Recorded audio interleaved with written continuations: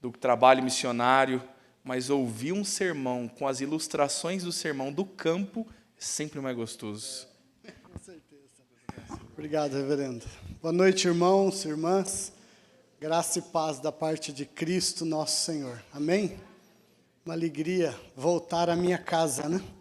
Aqui é a minha casa. Nenhum lugar do mundo eu me sinto em casa como eu me sinto aqui, né? Essa é a nossa família, de coração, né? De coração a gente sempre retorna. Ainda que não me convidem, eu venho. Hoje mesmo me convidaram, eu me ofereci. Falei, eu vou lá cultuar, né? Mas, claro, você já está dando aquela de migué, assim, né? Se deixar, eu prego, né?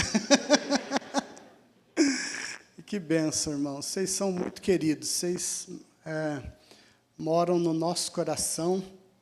Essa é a igreja que é a nossa principal mantenedora. Além do carinho, do amor, além dessa caminhada já desde 1992, né? São 32 anos, né, que nós temos caminhado juntos, né? Quando eu cheguei aqui em março, final de março de 1992, pela primeira vez, e nunca mais fui embora. Então, uma bênção, né? Tá aqui com a Tânia, né? Chegou 6 meses depois, mas também, né, já tem aí 32 anos, né, de caminhada com essa amada igreja também. E nós sempre oramos por vocês. Vocês estão na nossa lista de oração e nós sempre intercedemos pela igreja, pela liderança, né, para que Deus continue abençoando. E é uma bênção ver essa igreja florescer, né, com a graça de Deus. Amém? Quero convidá-los, né, a abrirem suas Bíblias em Mateus, capítulo 24.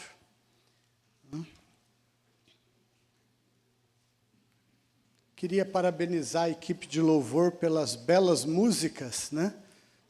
Músicas que falam, né, ao coração, letras bíblicas, né? Bonitas, parabéns, né? E aí, aos músicos, né? Porque é tão bom você cantar num lugar que você escuta a voz da congregação, né? Domingo passado nós estávamos numa igreja no México e o som era tão alto que era impossível escutar qualquer voz, a não ser a voz de quem cantava no microfone. Então vocês estão de parabéns, tá? Continue assim, com excelência, para Cristo, né? É tão bom isso, né? Irmãos, Mateus 24, versículo 14. Apenas o versículo 14. Não? Diz assim a palavra do Senhor. E será pregado este evangelho do reino por todo o mundo, para testemunho a todas as nações. Então virá o fim. Amém? Oremos. Obrigado, Senhor, pela Tua palavra. Obrigado porque nós temos o privilégio e a liberdade de lê-la e ouvir a exposição da mesma. E eu quero rogar, Pai, que o Senhor unja meus lábios com o Teu Espírito, que o Senhor me dê graça através do Espírito Santo para expor a Tua palavra com fidelidade e que isso aconteça para a Tua glória e para o bem da Tua igreja, Pai, para que a fé da Tua igreja esteja alicerçada na Tua palavra e não nas minhas ideias, Senhor. Que o Senhor assim nos conduza, tanto a mim quanto os meus irmãos, que o Senhor permita que a semente semeada não seja roubada do coração daqueles que são teus e estão aqui nessa noite, Pai. Nós assim humildemente oramos em nome de Jesus, nosso Senhor e nosso Salvador. Amém. Qual é o maior anseio do teu coração? qual é o maior desejo da tua alma nesse exato momento? O que é aquilo que te faz acordar todas as manhãs, levantar e sair para a luta, para mais um dia de vida? O que te move? Qual é a esperança que move teu coração? Talvez nós tenhamos diferentes respostas para essas perguntas. Talvez no teu coração você tenha respondido: meus sonhos, meus objetivos, né? Que talvez seja estudar, me formar, ter uma boa profissão, me casar, ter filhos, comprar uma casa, um apartamento, uma casa de praia, uma casa nas montanhas, viajar, conhecer o mundo. E todas essas coisas são lícitas. Mas se elas forem a maior aspiração do nosso coração, então elas estão erradas. A maior aspiração do meu coração é que esse dia chegue, então virá o fim. O maior desejo da minha alma, nesse mundo quebrado, caído pelo pecado, é olhar para as nuvens e ver o Senhor rasgando os céus em poder e glória, ao redor dos seus anjos, de todos os seres celestiais e das almas daqueles que estão salvos já no céu. E eu posso escutar do meu Redentor: suba para cá. Essa é a maior esperança da minha alma. Eu não desejo nada, absolutamente nada deste mundo mais do que isso. Só isso. Esse mundo mau, quebrado, machucado pelo pecado, não pode nos oferecer nada mais glorioso do que esse dia. E essa tem que ser a nossa maior esperança. Mas para que esse dia chegue, tem muito trabalho a ser feito. E esse versículo nos fala justamente disso. Para que o fim venha, existe uma tarefa inacabada. Existe uma tarefa, e essa tarefa, ela é ainda uma tarefa inacabada. E esse versículo, tão curtinho, ele nos ensina coisas preciosas a respeito dessa tarefa. Esse versículo, de poucas palavras, ele vai nos dar algumas lições importantíssimas a respeito dessa tarefa. E a primeira lição que nós aprendemos é: existe uma tarefa. Existe uma tarefa. E a tarefa qual é? É testemunhar de Cristo. É o que o texto está dizendo. E essa tarefa, ela está aí. Ela é nossa tarefa. Ela não é dos anjos, ela não é dos querubins, ela não é dos serafins, ela não é dos anciãos, dos seres celestiais. Não, ela é nossa. Ela foi entregue à igreja, a tarefa de pregar o evangelho do Senhor Jesus até os confins da terra, como nós lemos em Atos 1:8. Essa é a tarefa. E essa tarefa é nossa, porque somente pessoas que foram alvos da obra redentora de Cristo na cruz do Calvário podem cumprir essa tarefa. Porque vão falar de algo que experimentaram, vão falar de algo que chegou nas suas vidas e mudou o rumo, a história, a direção das suas vidas eternamente. E essa tarefa é nossa. Essa tarefa Jesus entregou a cada um de nós. Essa é a missão que Ele nos deu, a missão de irmos e fazermos discípulos para Ele, aonde Ele tem nos colocado, e até os confins da terra. Então, o primeiro que nós aprendemos aqui, que nós temos uma tarefa, e esta tarefa é nossa, nós não podemos delegar essa tarefa a outros. E nós precisamos, como igreja, despertar para que nós possamos cumprir essa tarefa, porque esse dia glorioso não virá sem que nós cumpramos essa tarefa. E não é que isso amarrou Deus, apenas eu estou dizendo que Ele entregou isso para nós, essa é a primeira verdade, e essa tarefa é nossa. E nós precisamos nos sentir missionários, nós precisamos sentir que aonde nós estamos e aonde Deus nos colocou, Ele nos colocou como missionários. Nós precisamos parar de pensar que o missionário é o outro. Se você não é um missionário, você é um campo missionário. Você precisa conhecer o Evangelho. Você precisa que alguém explane o Evangelho para você, ainda que você esteja dentro da igreja. Porque essa tarefa é de todos nós. E nós precisamos despertar para isso. Às vezes desejamos esse dia glorioso, mas não estamos fazendo nada para que ele chegue, porque está condicionado que ele só virá quando nós cumprirmos essa tarefa. E o Deus que fez isso, que estabeleceu isso, Ele é o Deus que nos dará as condições para nós fazermos, mas exige obediência, exige resignação, exige transformar a razão da nossa vida, isso, cumprir essa tarefa que ainda é uma tarefa inacabada.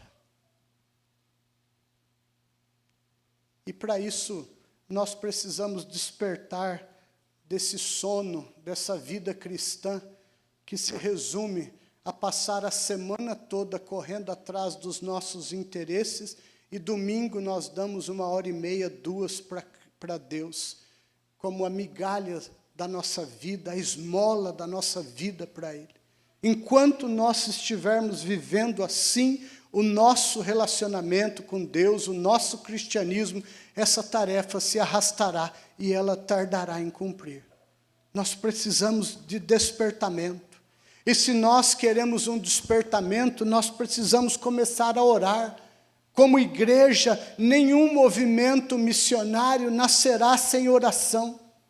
O maior movimento missionário da história da igreja começou com uma reunião de oração pela obra, pela causa, e foi o movimento dos moravianos. O conde Nicolau de Zinzendorf pegou todas as suas riquezas e investiu todas elas por uma causa, que Cristo fosse conhecido entre as nações. Mas antes de fazer isso, ele chamou pessoas a orar, e ele começou uma reunião de oração, e essa reunião de oração visava durar 24 horas, e gente veio, pessoas começaram a orar, e essa reunião durou 24, 48, 72 horas, e essa reunião de oração foi se estendendo, e essa reunião de oração durou 110 anos, gerando o maior movimento missionário da história da igreja. Sem entrar nos méritos dos resultados moravianos, mas nós aprendemos isso com eles. E jovens, adolescentes, adultos, idosos, eram incendiados pela paixão de fazer Cristo conhecido e glorificado aonde eles estavam e aonde eles não estavam. E 2 jovens moravianos souberam que numa ilha próximo à Índia havia uma plantação de cana, e o dono daquela ilha, daquela fazenda, era um britânico, um homem incrédulo, ateu, inimigo do Evangelho, e ele possuía ali 3.000 escravos que nunca haviam escutado nada do Senhor Jesus Cristo. Então, esses 2 jovens escreveram uma carta a esse homem e disseram: Senhor, aceite-nos como missionários na tua ilha, deixe-nos ir e pregar o evangelho do Cordeiro de Deus aos teus escravos. E ele respondeu: nunca, enquanto eu for vivo, pisará um missionário nessa ilha, porque eu não creio nesse evangelho, eu não creio nesse Jesus, isso tudo é falso, é mentira. E então aqueles 2 jovens escreveram uma outra carta para ele e disseram: se o Senhor não nos aceita como missionários, aceite-nos como escravos. Nós estamos dispostos a ir e trabalhar como escravos nas suas plantações de cana até o fim da nossa vida. Então aquele homem materialista responde com uma carta: desde que vocês paguem suas passagens de barco. Eles levantaram dinheiro, compraram as passagens, embarcaram num navio em Londres, e naquele momento de despedida dos seus familiares e amigos e irmãos, uma grande multidão se formou ali, e aqueles 2 jovens subiram naquele barco, e naquelas últimas palavras e acenos e lágrimas, porque a família, os amigos sabiam que nunca mais voltariam a ver os rostos deles, eles acenaram e eles então disseram suas últimas palavras, levantando o seu punho direito, eles gritaram: pelo Cordeiro e sua glória. E foram, e trabalharam como escravos, mas aqueles 3.000 escravos ouviram do Evangelho do Senhor Jesus Cristo. Quando eu escuto histórias como essas, eu pergunto: será que eu sou crente? Será que eu sou um discípulo de Cristo? Será que eu amo a Cristo a esse ponto? Será que eu entendi o Evangelho? Será que eu entendi os requisitos de servir a Cristo? Então a primeira coisa que nós aprendemos é que essa tarefa é nossa. E para que nós alcancemos essa tarefa, nós precisamos parar de brincar de sermos cristãos e assumir os compromissos de que essa tarefa é nossa. Segunda verdade que nós aprendemos nesse texto: primeiro é a tarefa, segundo é a certeza da tarefa. O Senhor Jesus diz assim: e será pregado este evangelho do reino. E será pregado. Aqui é o Deus soberano, aquele que tem na sua mão direita o cetro, que governa a história, aquele que tem nas suas mãos o coração dos reis e dos soberanos da terra. Esse é o Deus soberano, poderoso, glorioso. E este Jesus, ele está dizendo: e será pregado este evangelho. Não existe um se, não existe um talvez. Talvez se a igreja acorde, desperte, será pregado esse evangelho. Quem sabe a igreja entenda e pregue esse evangelho. Não, não existe um se, existe uma afirmação categórica do nosso Senhor: e será pregado este evangelho. Quando nós estudamos missiologia, existe uma expressão latina que nós pronunciamos que é missio Dei. O que significa essa expressão? A missão é de Deus. O dono da missão é Deus, é Cristo, é o Espírito Santo. A missão não é nossa, a tarefa é nossa, a missão é dele, a missão é de Deus. Ele tem o poder de fazer cumprir a missão dele. O maior interessado no cumprimento da missão é ele. Ele garantirá que essa missão se cumpra sobre a face da terra. Agora, felizes seremos nós se nos dispormos nas mãos dele, para que sejamos os instrumentos da sua vontade soberana, poderosa e que prevalece sempre. Esse é o ponto. Essa é uma certeza. Jesus está garantindo que esse evangelho será pregado. Ele levanta quem ele quiser. Se não é pela igreja presbiteriana, será pela batista. Se não é pela batista, será pela Assembleia de Deus. Se não for pela Assembleia de Deus, será pela metodista. Por qualquer igreja ele levantará e fará com que a sua missão se cumpra. É do interesse dele, porque a missão é dele. Por isso ele garante. Diante dessa garantia, nós podemos dar duas respostas a Cristo. Bom, já que ele garante, deixa ele dar o jeito dele. E eu vou viver a minha vida atrás dos meus sonhos e objetivos, construindo o meu próprio reininho nesse mundo quebrado. Ou você pode responder: Senhor, eis-me aqui. Usa-me, Senhor. Faça de mim um instrumento nas tuas mãos e abre a minha boca. Tira o medo, tira a covardia, tira a insegurança. Me dá ousadia para compartilhar o teu evangelho com aquelas pessoas que o Senhor coloca no meu caminho todos os dias. Até quando, Senhor, eu serei covarde?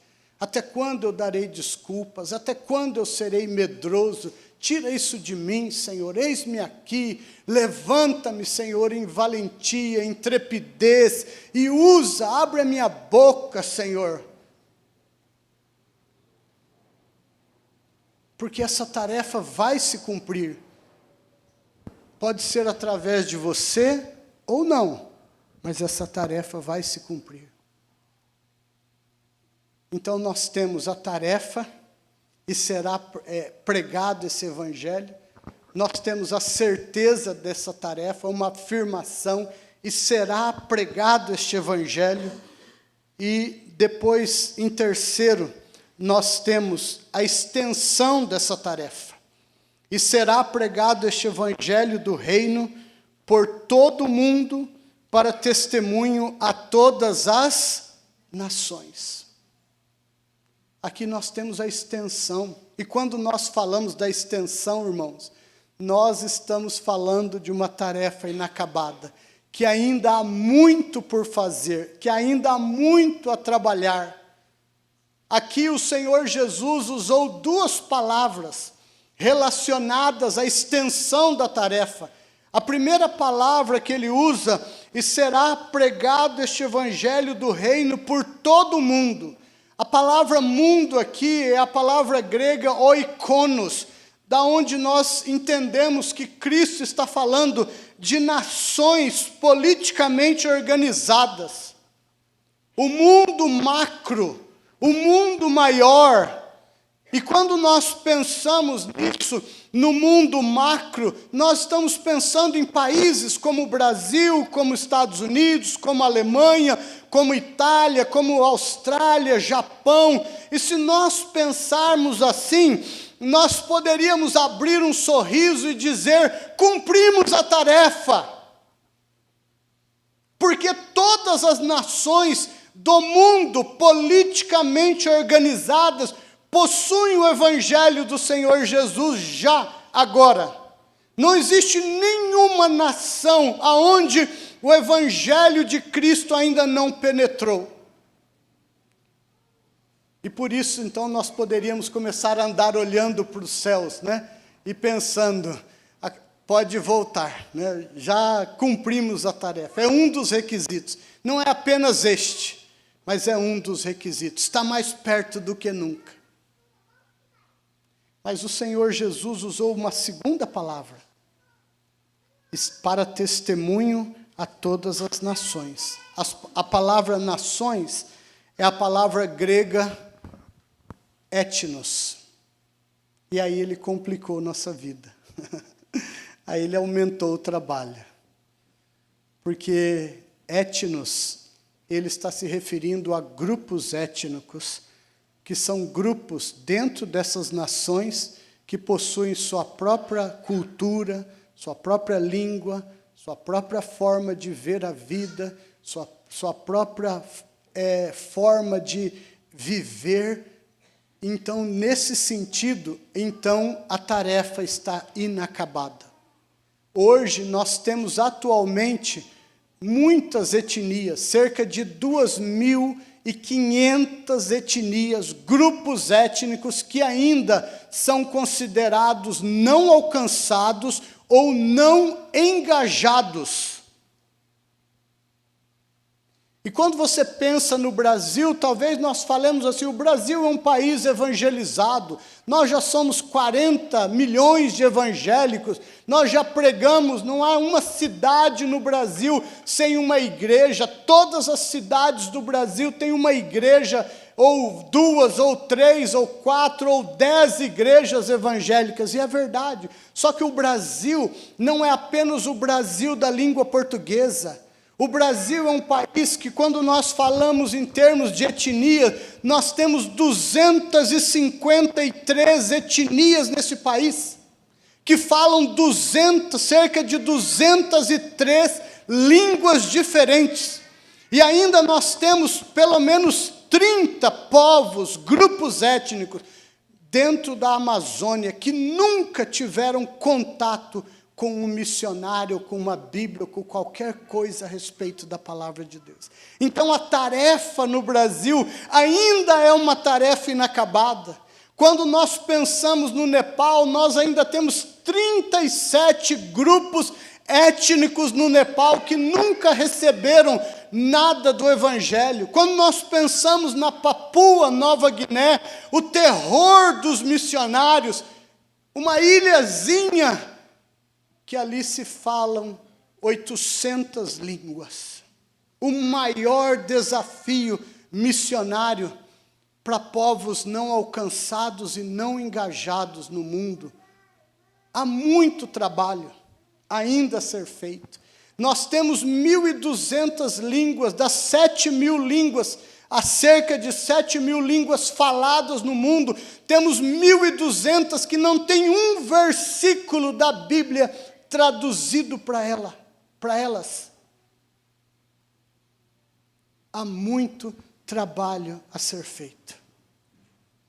E esse trabalho é feito pela igreja, por pessoas que deixam tudo e vão cumprir um chamado de amar e dedicar sua vida por um grupo étnico que muitas vezes tem 100 pessoas, 200 pessoas, 300, 500, 1.000 pessoas, a vida toda, às vezes, por um povo como esse.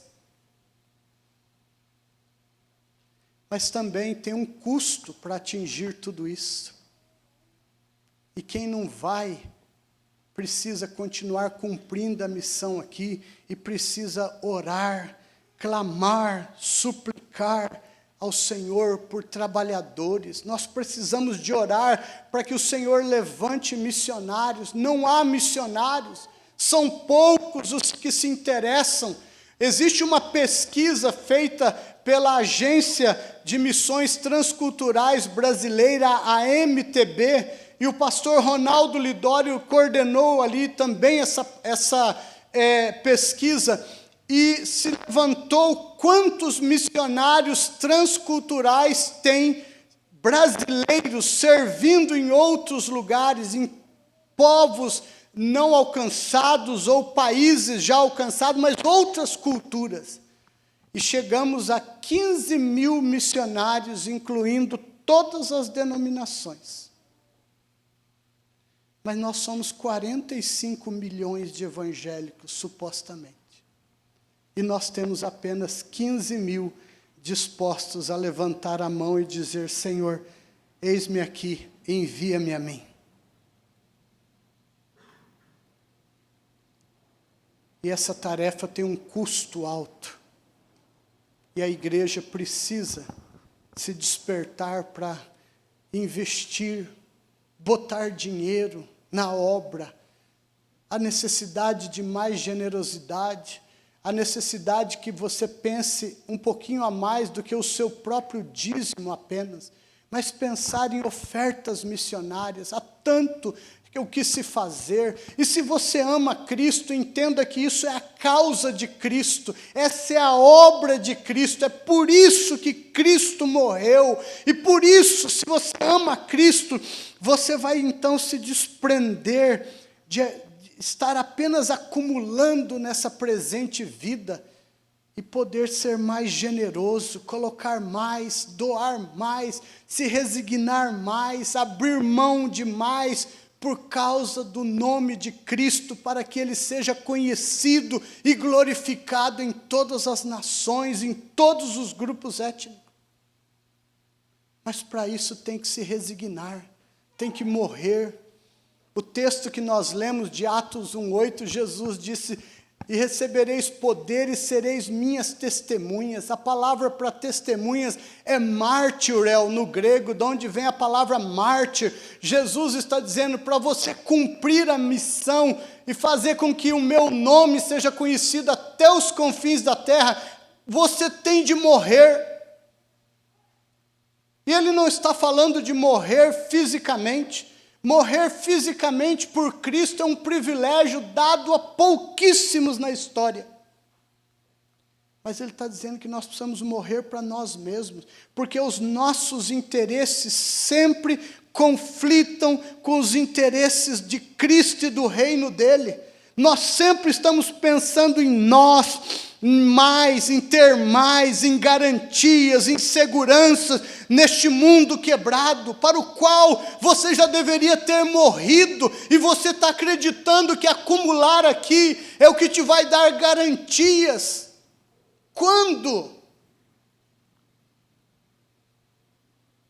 Então, a necessidade de morrer para os seus sonhos, morrer para os seus alvos, e viver por Cristo e por cumprir essa tarefa com a sua vida, com as suas orações e com o seu dinheiro. Mas pastor, se eu for fazer isso, eu vou ser uma pessoa infeliz, eu não vou ter nada, eu não vou ser nada. Não, querido.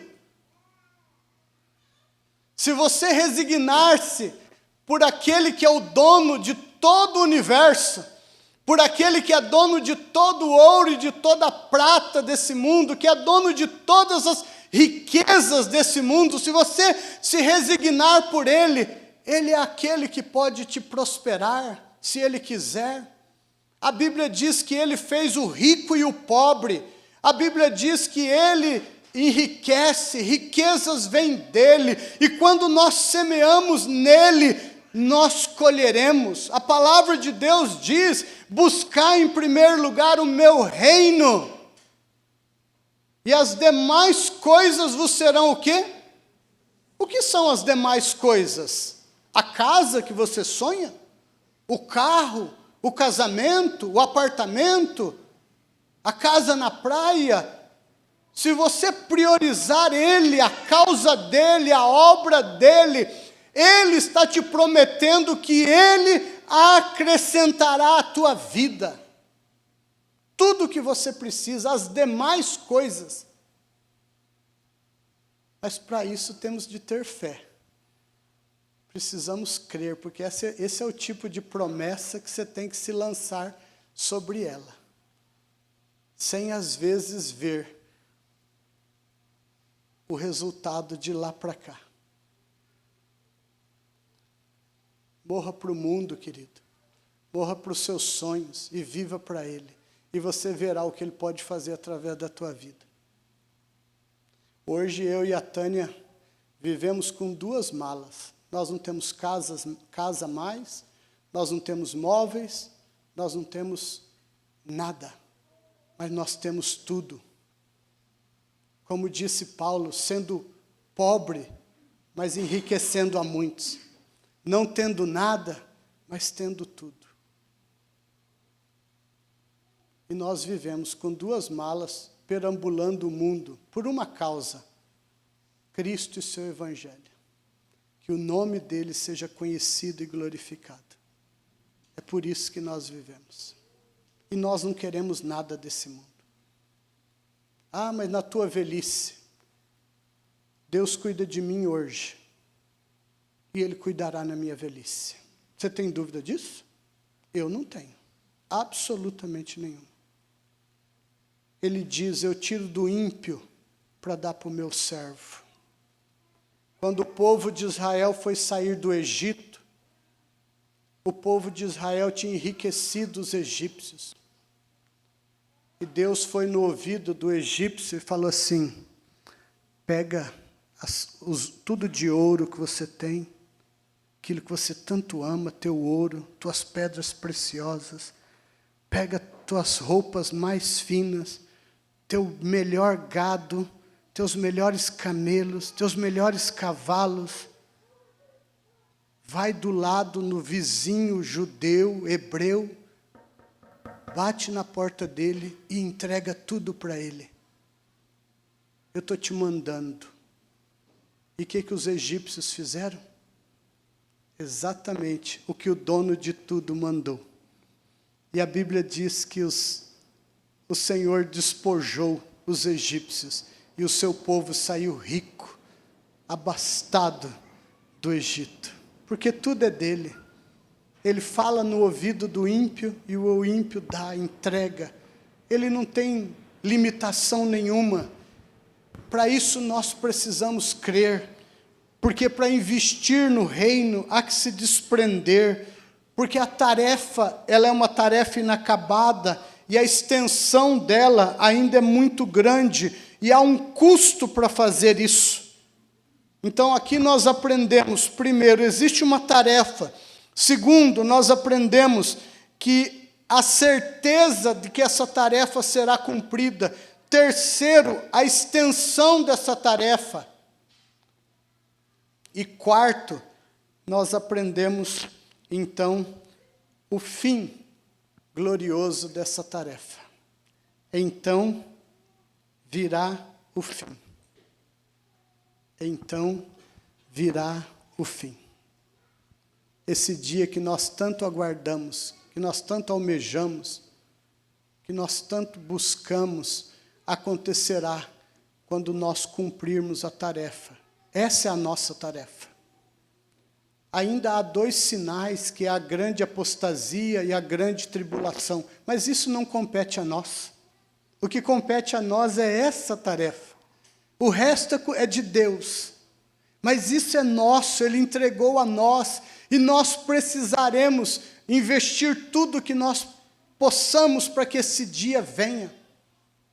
E se você fizer isso, no dia que o Senhor rasgar os céus em glória, o dia que nós ouvirmos esse som de trombeta ecoando por todos os ouvidos do mundo, naquele dia que todo joelho se dobrará diante dele, e toda língua, por força do amor, ou por força do poder soberano dele, impositório, até os ateus declararão que ele é Senhor.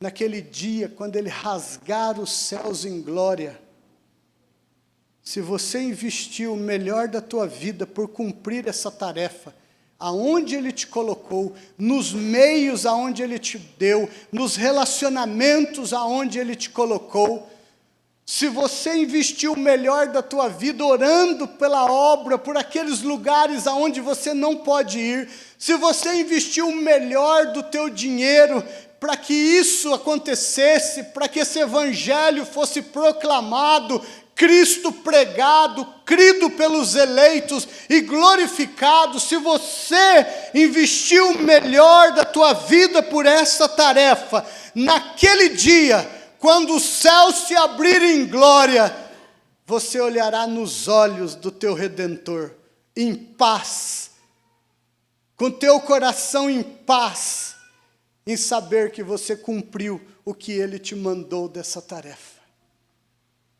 Mas se você foi enganado, seduzido por esse mundo transitório, se você viveu por ele, por construir riquezas e glórias nesse mundo, por ter muito mais do que você necessita, apenas por acumular, pensando que nisso há segurança e garantia, se você viveu para você, pelos teus sonhos, pelo teu reino nesse mundo, naquele dia você não terá paz. Você pode até ser salvo, mas naquele dia a tua consciência acusará o teu coração, o Espírito Santo acusará o teu coração, e naquele dia você não olhará nos olhos do teu Redentor, você olhará para os teus pés, porque você saberá que você investiu mal, viveu mal, e você não terá coragem de olhar nos olhos daquele que amou tanto você e deu o melhor por você, e você deu migalhas da tua vida por ele. Você não terá coragem. E eu te aviso hoje, para que você não passe por essa vergonha.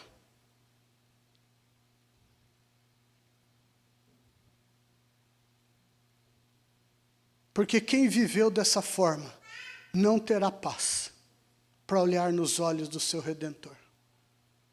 Quantas vezes você que vive para você mesmo, para o teu reino, para o teu mundo, não faz nada por essa tarefa, você vem aqui e canta Maranata, ora vem Senhor Jesus. Você não pode cantar isso. Você não pode pronunciar essa palavra. Porque quando você vive dessa forma e canta Maranata, você está dizendo, eu estou salvo, quem não está, que se arrebente. O importante é que eu estou salvo. Vem Jesus, eu estou garantido. É isso que você está dizendo. Isso é um egoísmo. Só pode cantar Maranata quem está envolvido com essa tarefa. Que Deus tenha misericórdia de nós, irmãos. Que essa palavra avive o nosso coração pela obra, pela tarefa inacabada. Que essa palavra não nos desmotive, não nos destrua, mas que ela nos erga em poder e graça, que ela nos acorde, que ela nos desperte. Se você é salvo e ouvir essa palavra, o teu coração terá de queimar por ela, e você terá de orar, dizer, Senhor, tenha misericórdia de mim. Tira-me desse marasmo, levanta-me abrindo a minha boca para anunciar teu evangelho na minha escola, no meu trabalho, nos meus relacionamentos. Ajude-me a discipular pessoas. E por onde eu não estou, que eu não posso ir lá, por esses eu orarei. Vou colocar um mapa do mundo na parede da minha casa e vou olhar para esse mapa e vou orar por essas nações, vou orar por esses grupos étnicos. E vou separar uma parte, quero ser generoso, quero investir para que o teu nome seja conhecido e glorificado nesses lugares aonde eu não posso ir. Eu já tenho o suficiente, Senhor. Eu já tenho minha casa, tenho meu emprego, isso basta, porque a Bíblia diz, tendo que comer e beber, estejamos contentes. Eu já tenho muito mais do que isso, está bom, o que eu ganhar de agora em diante, eu quero investir no teu reino, Senhor. E creia, o Senhor acrescentará aquilo que você precisará. Então essa tarefa se cumprirá. E o Senhor rasgará os céus em glória. E nós escutaremos dele aquelas doces palavras. Servo bom e fiel. Foste fiel sobre o muito eu te entra para o descanso do teu Senhor. Que o Senhor te abençoe. Amém. Pastor.